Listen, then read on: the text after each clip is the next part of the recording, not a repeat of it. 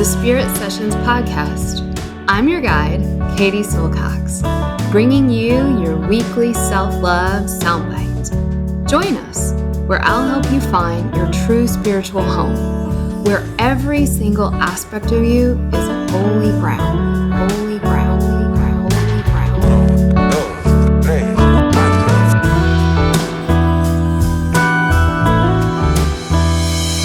This is a Spirit Session podcast with Katie Silcox. Venga chicos, empezamos. 5, 4, 3, 2, 1, 0. All engine running.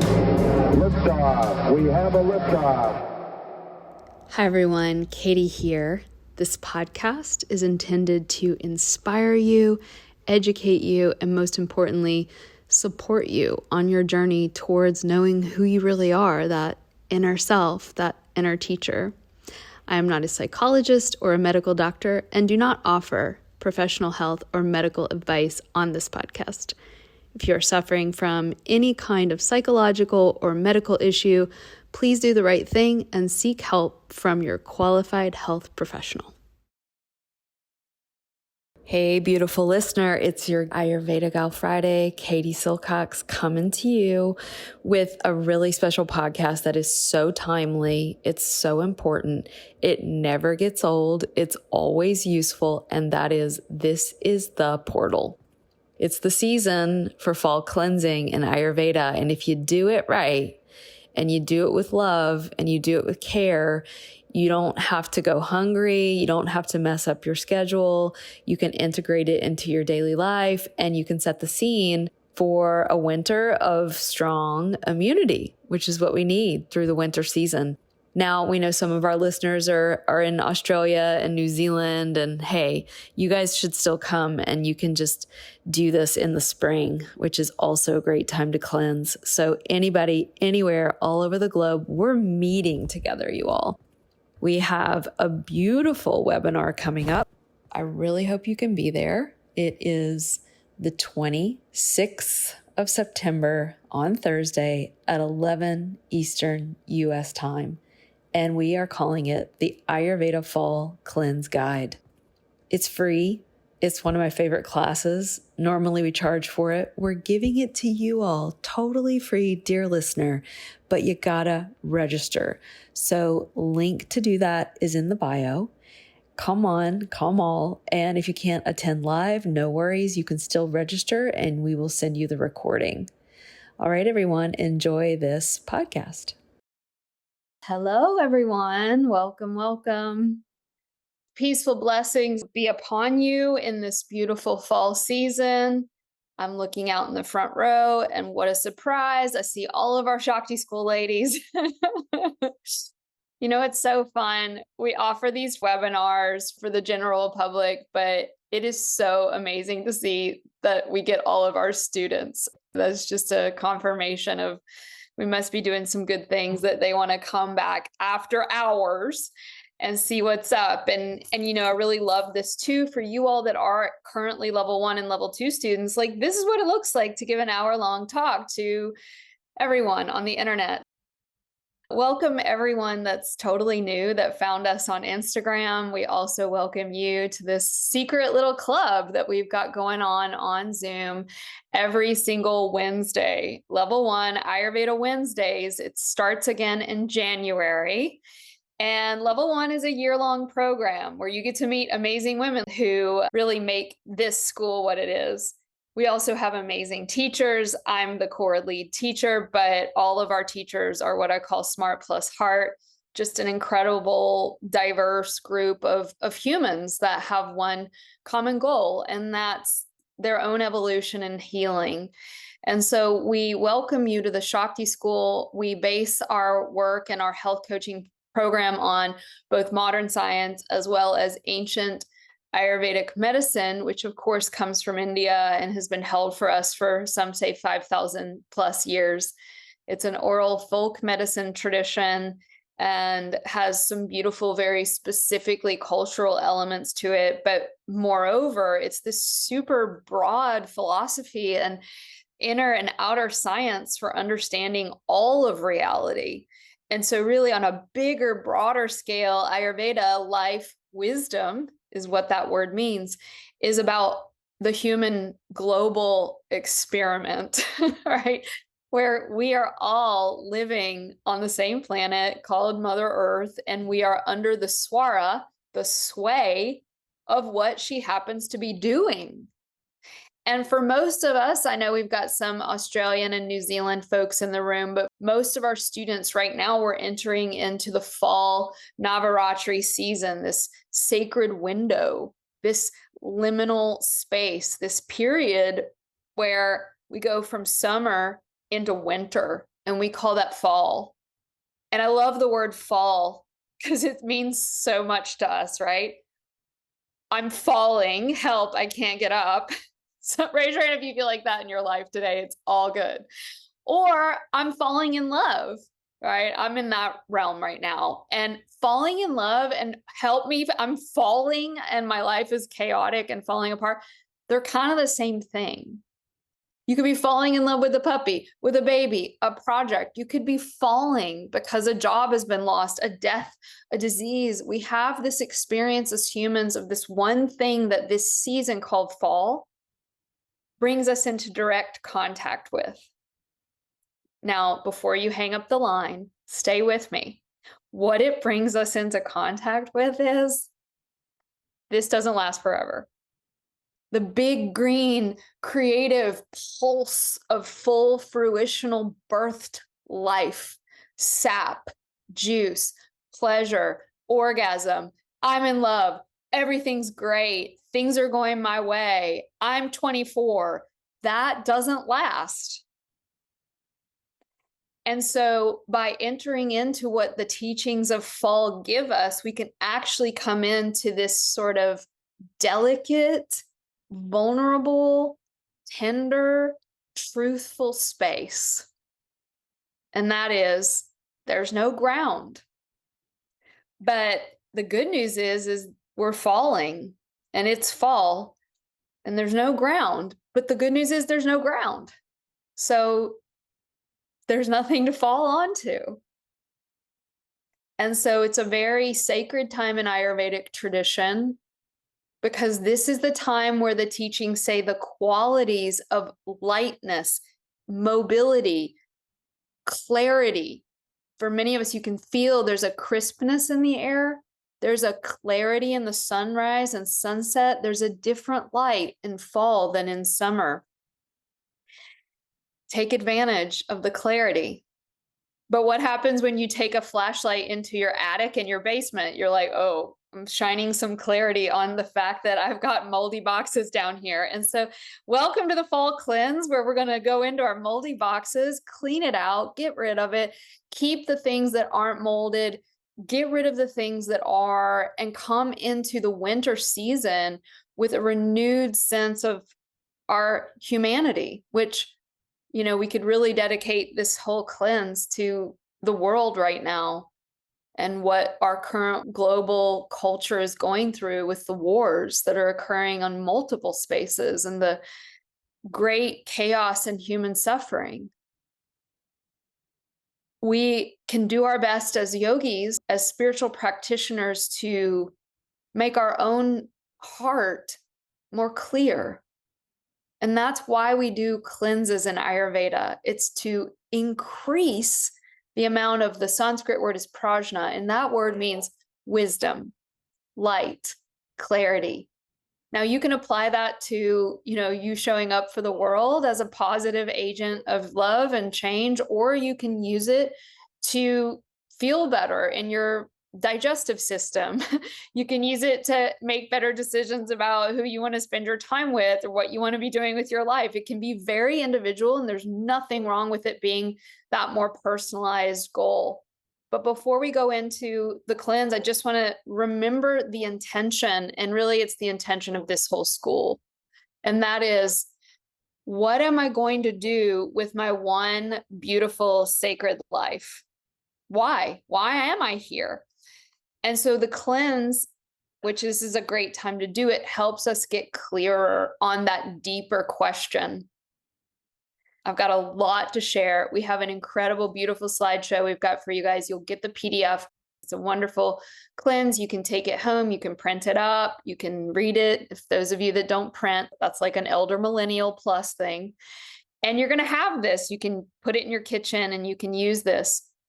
So because this is an open webinar, free, open to the public, we just really have to emphasize that this is not intended to in any way take the place of medical advice, of you meeting with a doctor for your own conditions, including your holistic health care, Ayurvedic health coach, etc. So this is for educational purposes only and for your information. But this is really rad and really good information. And I think you're going to find that the herbs, the teas, the spices, and the foods are really helpful for almost everyone.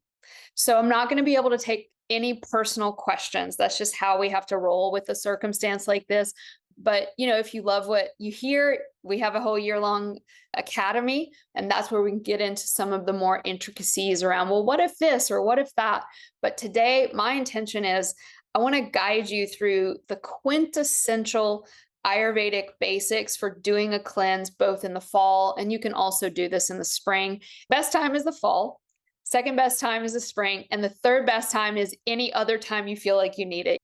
I do this all the time. If I've been doing a little too much, maybe ate a couple hamburgers or glasses of wine, whatever it's been like, okay, I'm going to do a Kitchari cleanse for a day. I'm going to do a Kitchari cleanse for 3 days. I'm going to do it for 7 days. I'm going to do it for 10 days. And so I'm going to guide you guys through what that is. What is this famous Ayurvedic Kitchari cleanse? Well, first things first. In Ayurveda, we do things differently. This has absolutely nothing to do with starvation, with deprivation, with fasting, with, drinking a lot of cayenne pepper and honey, although that could work for some of us. We don't throw off on any systems here. But the Ayurvedic cleanse is based on the premise, and I love this, that your body is brilliant and intelligent.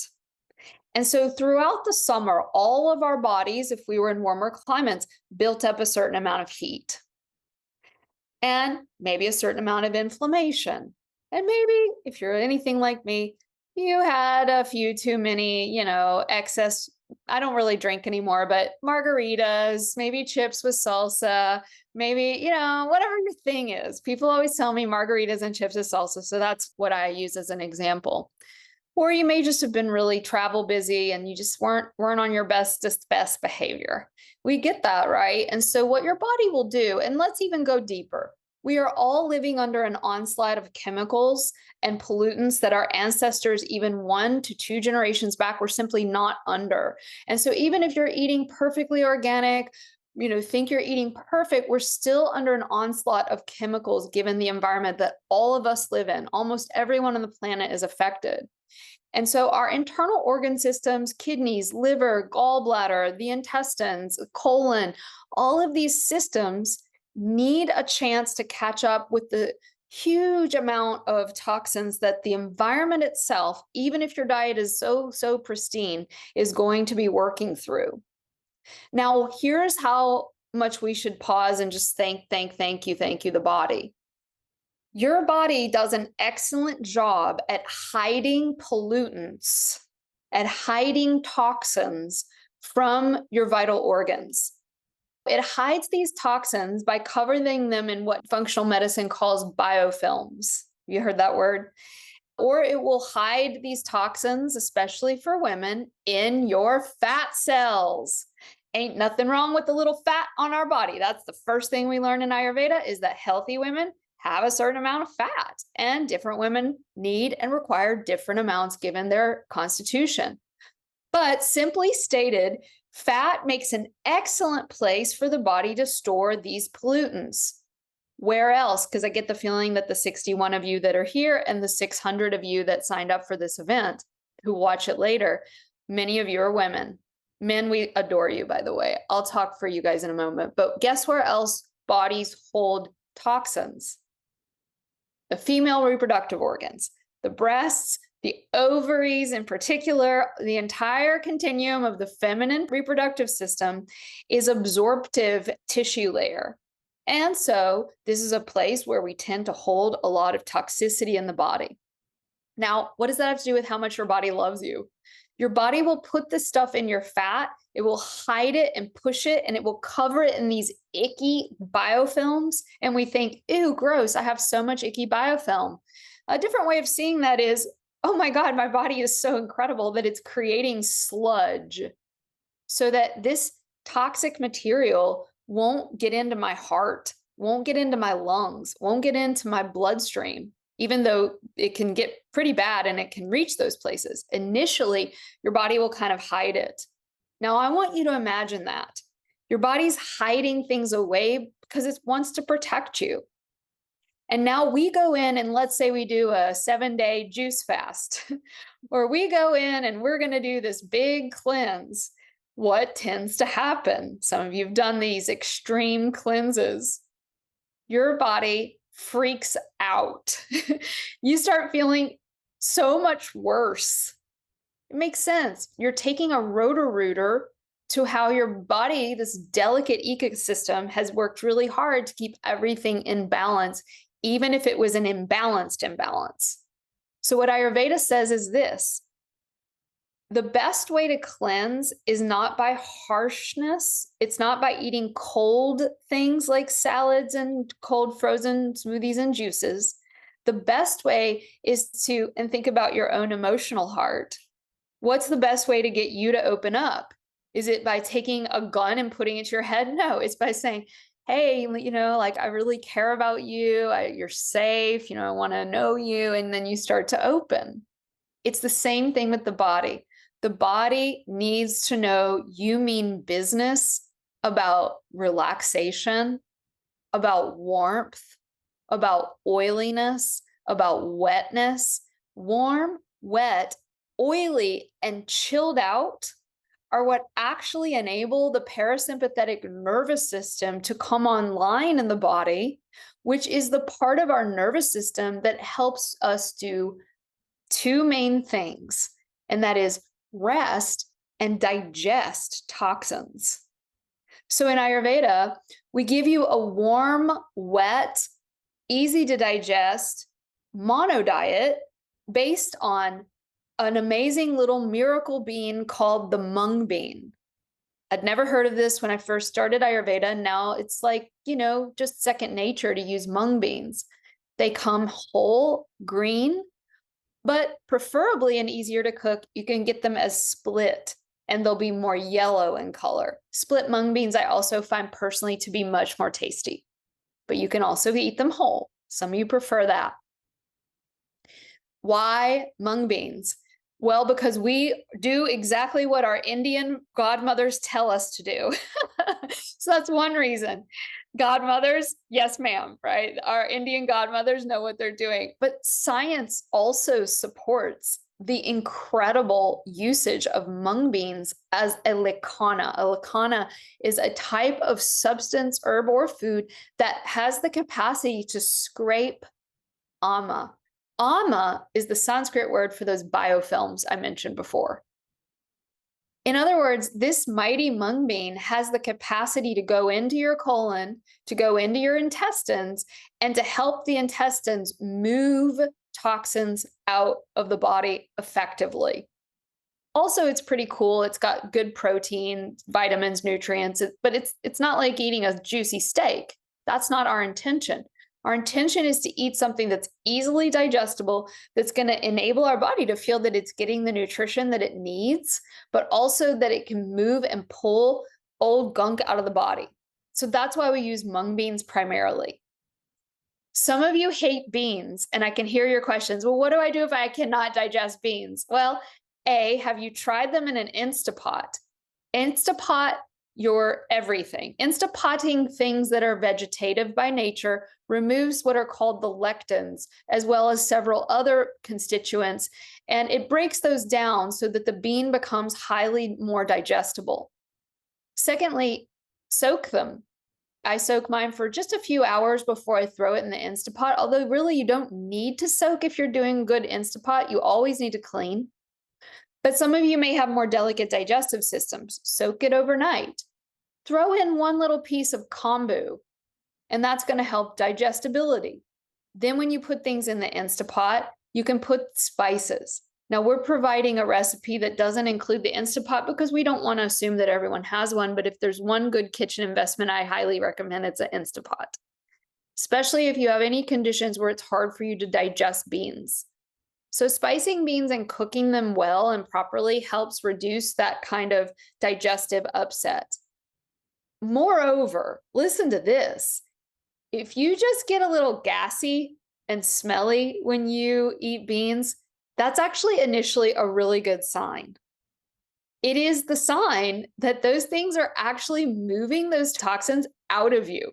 So if initially you get a little bit more gassy, a little bit more, maybe even bloated, push through that a little bit and see what happens. Now, if it's too much, we've really created a create your own adventure here. We never want people to eat things that are contra what their body needs.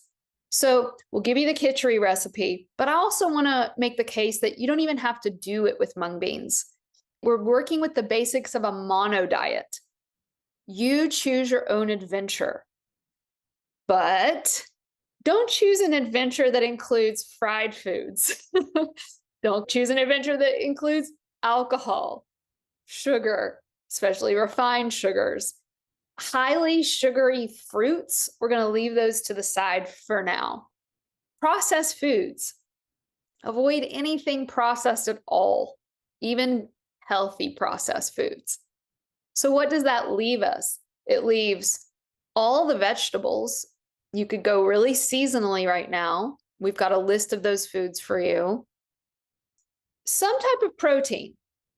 I've suggested mung beans. If you want to try it with red lentils, I grew up eating pinto beans and, those digest really well in my little body because I've been eating it since I was a kid. It's basically any bean you like that you digest well. We like the mung, so try that one. And then you can always replace it with what you want. And then lastly, I know there's some people that might be on the call who are working with paleo or working with keto, and some of you, for good reason, you have some autoimmune conditions. Totally fine. Stick with your autoimmune protocol. So a piece of salmon is a form of protein, right? You figure out what works for you. A big special thanks to Kevin Carlisle of Goodbye Gemini, who wrote this beautiful podcast music, and to DJ Juan Pablo Jimenez in southern Spain for mixing it and making it magic.